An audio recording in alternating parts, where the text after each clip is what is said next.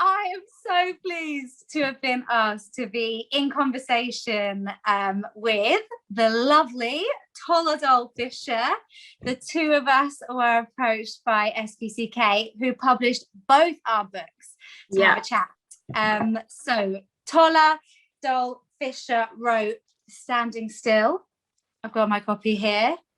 Still standing. Okay, we're starting again. No, I feel like that can run. I'm really happy that you. I'm really happy that you think it's called Standing Still. Okay, no, Still Standing, and it's definitely that way around. Still Standing. Yeah. 100 lessons from an unsuccessful life. You know, one of those could be introducing the name of a book wrong. You know, kind of thing. And Dole is obviously also the editor of the wonderful Woman Alive from Premiere as well. Thanks, Lauren. And I just want to say, like, Still Standing is very different from Standing Still. Although in theory they're the same thing, they are very different things. But so I've got Lauren's amazing book, only though in paper format, because I read it before it came out in the. That's amazing! That beautiful book. So Lauren Windle's book is called Notes on Love, Being Single and Dating in a Marriage Obsessed Church, and this is out on the 15th of July, which is in about a month. Yeah, by the time people are watching this, though, I reckon it'll be closer, if not already past. I also find it really interesting that your first book is on love, because your background is not really kind of on the relationship kind of thing either. Like, what made you write your first book about love? Yeah, I don't know, actually. I think so. Yeah, my background is more on the addiction, mental health side, exploring like addiction and recovery. Also, can we just get here? What's your degree in? Because this is what I love to hear about everything you do, and this is incredible. What's your degree in? My degree was in neuroscience, but I have a master's in addiction studies, which is like specifically like substance abuse addiction as well. Yeah, it's all a bit random. It is all, and I thought I should have put more neuroscience in the sort of dating love chat in the book, but I didn't really. Well, I just think you're such a brain, and love is supposedly a frivolous subject. However, you do bring in some of the science. So tell me about the science of love. Oh my gosh, yeah, that this has really caught me off guard, because it's not what we planned to do. We had a plan, Dole, and now she's like, hey, but why don't you just tell me about this? No, there is science behind love, definitely. And I think we all know that stuff, that anything that makes us feel good is some sort of chemical release in our body, and love feels amazing and can feel like euphoric and all of that, and that's a chemical response, as is all of the emotions that we feel. And then that also means that, you know, what's really interesting for me is that, like how with substances, you know, drugs, alcohol, we can get really carried away with it and obsessed with it and make it our focus. You can do the same with love as well, and you can experience withdrawal from love, you can experience love cravings, and I just found all of that stuff like really fascinating, the way that sort of like heartbreak, and then if you don't get that in its right place, the sort of idolatry of that relationship and that person can actually it can kind of mirror like an addiction, like a cocaine addiction or something. So that was fascinating for me. But yeah, your book is not specifically about love. It's about life and living and everything, but a decent chunk of it is about love, isn't it? You kind of divided it up into 10 sections. Yeah. I mean, isn't all life about love anyway? Like, so fabulous. At the end of the day, love. What is love? You know, what is life? These are the important questions, Lauren. Okay. The first thing that I actually, if we're going back to our script, let's do that. Let's go back to the script. Is what did you? So you talk a lot about things not going as you expect, you know, unsuccessful life, and actually learning from having to divert and change and grow and adapt and go through what people would consider failure and stuff like that. So when you apply that to dating and romance, like, what expectations did you have before you really got stuck in and got into, say, your first long-term relationship or something? Like, how did you think it was going to be? And what kind of influenced that as well? Like, is that Bible? Is that church? Is it friends? Is it what you're seeing modeled by your family? Is it the media? Yeah, interesting. I think for me, growing up as a Christian in a home where it wasn't an option to be a Christian, like you just were, and hearing things like, no sex till marriage because that will make things better, you'll enjoy it more, and all this, like, you'll be more compatible, and that having children is really important, marriage is really important. I kind of felt like things would just fall into place. Like, fine, I'll just meet someone, he'll be a Christian, we'll get married and have kids, and it'll be amazing because because you waited or whatever. So I think I always, I think I personally wanted to get married as well. I wanted to have children as a kind of personal life mission as well. But it felt like the way I was brought up kind of indicated that would be a very easy process. And I guess from the outset, like, I was engaged 24, to a non-Christian though. But but the pattern I was kind of going for was kind of there until I got divorced. So I had to really rethink all of my kind of like formative, like, training, I guess you could say, in terms of relationships, because I wasn't told about divorce. My parents are divorced, but that wasn't something that you really hear about in church, and thing that can happen if you do all the kind of right things. Because my ex-husband became a Christian before we got married, so I was like, oh, we're doing great, like, this is perfect, this is meant to be. So I feel like afterwards I was like, well, on one very base level, I was like, well, I've already had sex, so why am I still waiting for marriage now? Like, what's the point? I've done it. There's all the expressions have left me, but the door's already open, all that kind of stuff. So I felt like, dating post divorce as a Christian was very weird.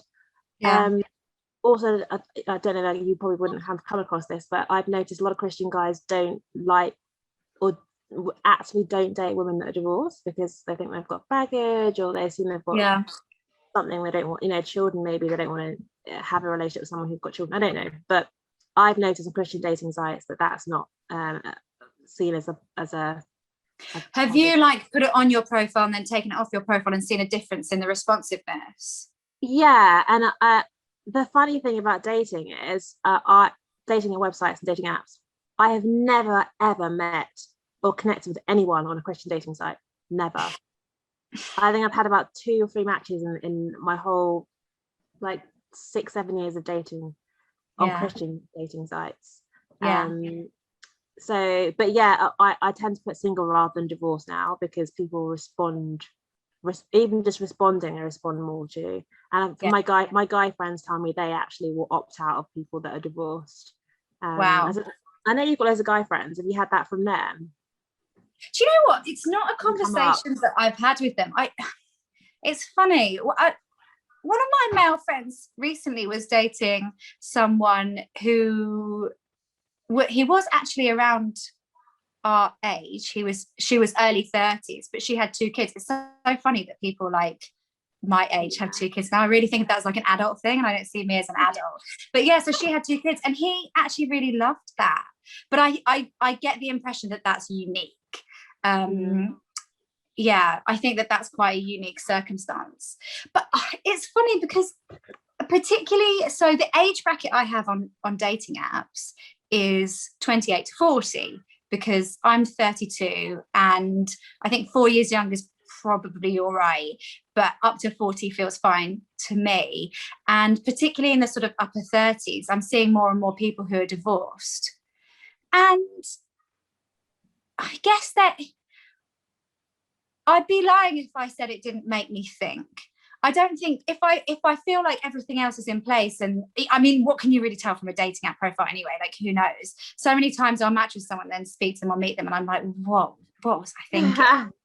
Like, you don't always know really what someone's like. But if I feel like there's enough there to explore and they're divorced, then it wouldn't stop me. But actually, that is really interesting. Maybe that's something I need to sort of check in myself and stop thinking through, because people aren't always divorced because they've done something wrong. Sometimes it wasn't their choice, or things were out of their control and stuff like that. That's a good challenge, actually. But I also am intrigued, because I've been living in, like, cloud Christian la la land.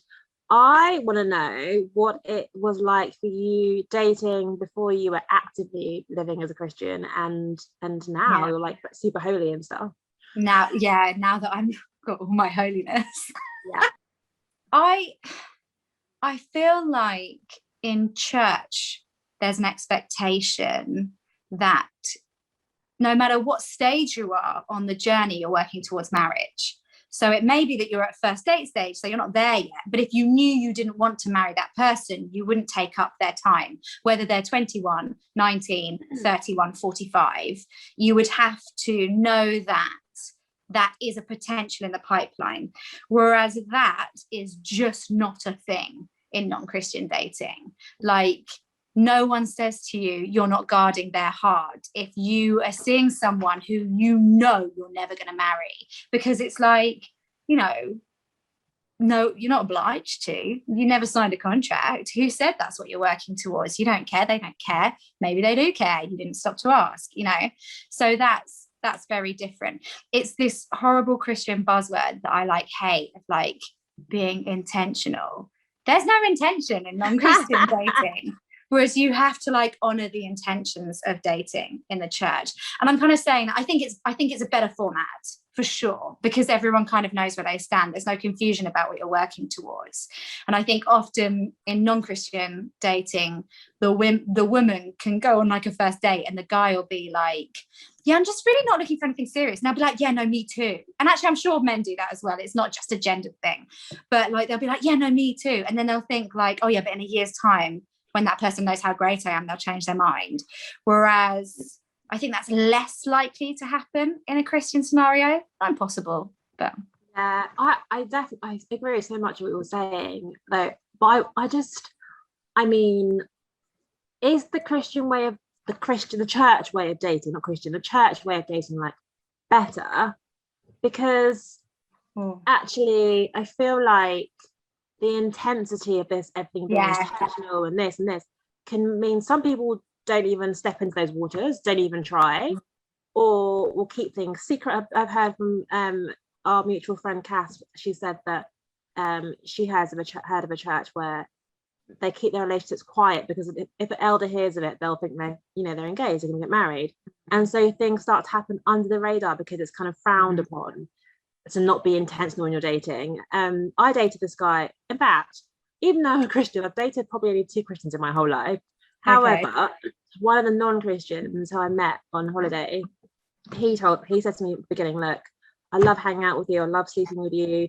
This is not going to last though. And I was like, how do you know? Like, you just don't know how it's going to last. And he was adamant that it wouldn't. And I just ignored it for two whole years. I ignored him. And at some point I realized that he absolutely meant what he said, and it's not going to last. And so I walked away, which was really hard, but I think I really value that honesty. Whereas I was in a relationship with a Christian when I was in my early 20s, like lovely guy, like very inspired for God, like also Nigerian, same background as me, and very prominent in his church. And we were together for about a year, 2 years, no, less than maybe 18 months. But I think because of his position in the church and because people knew him and I was always with him at public functions, people started to see us as a couple already, like a long-term couple. We discussed like marriage and like honeymoon and where we'd live and all of this. But I could feel him pulling away while that was happening. I could feel him, I could sense him emotionally, like not being very present with me. And about 2 months before the end of our relationship, I was going to Thailand for a while, and we went out for the night before I left. And he said to me, I don't feel like God is calling us to be together. And I was like, what does that mean? Because you can't argue with that. Issue with that. Yeah, I've got an issue with that. And I was so upset, and I didn't understand that at the time that he just could not articulate his feelings enough to say, we've been doing all this stuff, but actually I'm not in it anymore. Like my non-Christian boyfriend didn't care. He was like, this is not going to last. You can't put that on God, because that's going to give you a resentment towards God. Like, what's God taking this relationship away from me? He hasn't. That person's just in a different place. They need to say that. That really winds me up. It's just that thing of, if you use God, then what can you really say? Like, when I was researching for the book, I got a lot of messages from people who said like they found Christian dating. Do you know what? This is my answer to that question. If it's done right, I think it's better. But it's so often done badly because of things like you say, that pressure, that like intensity, and all of that. And like the guy I dated last year, I really was in it. I really liked him. And he was so paranoid about like breaking my heart or not guarding my heart or whatever, that he ended up actually, I think, misrepresenting himself and being quite dishonest.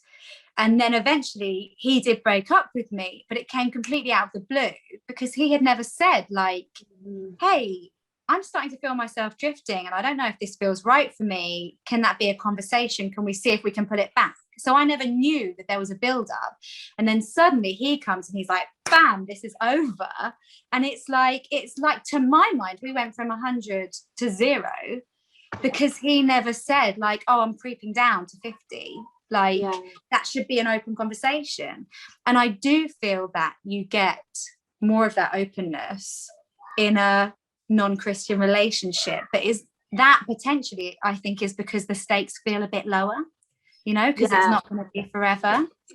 Yeah, exactly. I mean, it's a hard one because I do, on the one hand, I want people to be aware of my feelings, you know, in a way, guard my heart type thing. But I also so appreciate my ex that was like, this is not going to be a long relationship. Yeah. Because in the long run, though, your feelings are protected by the honesty. It hurts more in the short term, but in the long term. Right. One more thing then that I wanted to talk about before we cut it is I think something that we get wrong as Christians when we date is that, and I see this a lot on dating apps, and actually I know not everyone agrees with me, but if you're on like a Christian dating app or a Christian site, I always feel like people almost spill a bit of their testimony on there, like, oh, you know, I believe this because I'm so broken, and when I lost my job and had to sell the big issue and then Christ just pulled me out, and you're like, okay. I love to hear that you love Jesus, and it's important to me that you're passionate and that you're passionate about something. I find it so attractive when I see that someone's passionate, and even more so if it's something I'm also passionate about, like your faith. But do I need your full rags to riches testimony? Do I need to hear about what you learned from your sin? You know, and in my example for me is I'm in recovery from addiction, and I don't want to go so far down the road in a relationship with someone before I tell them that they feel that they've been lied to, that I've held back a big part. I also do not need to lay my stuff out for someone on the first date. I feel like, where do you draw the line in what you communicate with someone who basically is a stranger? You don't, well, maybe not, it depends on how you met them and things, but possibly doesn't really know much about you at all. Yeah, I think in the past I have been known, because I'm quite an open person, I think I have been known to kind of just spill everything out and say like, hey, this is me, and in a kind of bid to get them to accept me, all of me, and then affirm me as well. You know, oh yeah, it's okay to date you, I'm fine, and actually that's not necessary. So one thing I've stopped doing is I don't put that I'm divorced, but that I'm single. And it's like that thing we were saying, you know, you don't want to get too far down the line before you tell people that you were in a marital relationship. But actually, you're right, we don't know necessarily these people, especially on dating apps. You don't need to spill our whole lives, and it's not their job to affirm us. Like, we are affirmed by God. We don't need someone else's permission to tell us that we're okay, that we're good enough to date, all that kind of stuff, which we're kind of inherently doing by putting everything out there. And I've started to notice that if I see that on someone's profile, I do find it off-putting. And it's not because I think they'll be a lesser person. I just don't want to read that on the first impression. And it immediately evokes a kind of like, oh, reaction inside. So if I think about it the other way around, then, you know, some of my like baggage, having been married and being divorced and having a daughter that died, all the stuff like that is quite difficult emotionally to deal with, not everyone needs to know that. Something I've found going on quite a few. So say over this year, I've gone on a few, like maybe 3 guys now. I've gone on like a couple of dates, and it actually hasn't developed, which is fine. But actually, each time you meet someone, you're kind of working to see how you fit together and how you work, and if you fit together and if you work, and all of that stuff. And the more that you give, the further you kind of go down this track, the further you have to walk back at the end. And I'm not saying, look, we should be fear driven and we shouldn't open ourselves up, but I do think like it takes a little part of you when you show someone something intimate about you in order to build connection, and then actually it doesn't work out, which is why, to me, that intimacy, emotional, mental, spiritual, sharing your spiritual journey, whatever, and then physical should match up with where you are commitment wise, because that's kind of your protection, I think. So that's such a good point. Yeah. On that note, thanks so much for running through some of my unsuccessful life and touching on a few notes on your cover as well. It's so nice. It's so I'm really into like the bold, big colours, the big work. I think we've both got really good covers. We have got amazing covers. And yours is out on the 15th of July. Yeah, 15th of July, yeah. But no one has to wait for yours because it is up there. And I recorded the audio, which took me 2 days. So people need to listen to it and hear my annoying voice for however long it takes to listen to it.